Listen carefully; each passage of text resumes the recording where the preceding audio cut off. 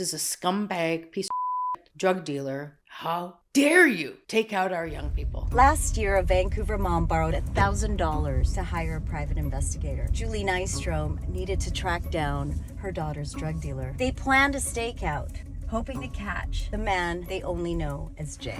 But this story actually starts 2 years earlier when Nystrom's daughter, who I'll call Beth, started using prescription drugs. I'm not using her real name due to concerns for her safety.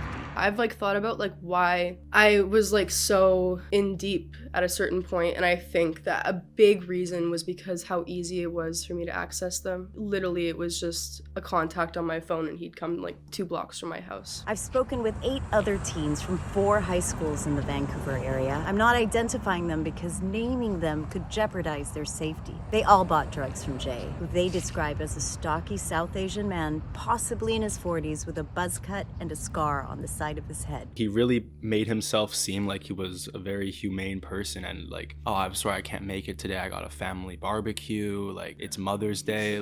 That kind of blinds you to the fact that he's selling drugs to underage people and children and ruining their lives. They told me he gave them free drugs to try out. He rewarded them with goodie bags with MDMA and Xanax for sharing his number. The BC Coroner's Service says since 2019, 137 children and youth under the age of 19 have died due to toxic drugs. The teens say Jay assured them his drugs were clean.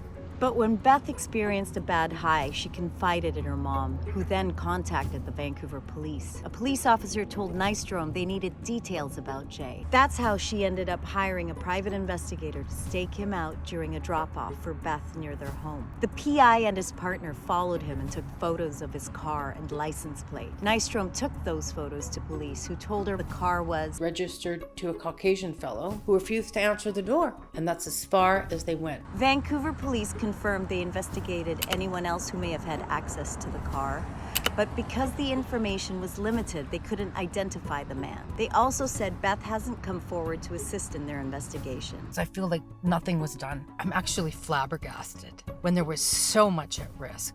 Children's lives at risk.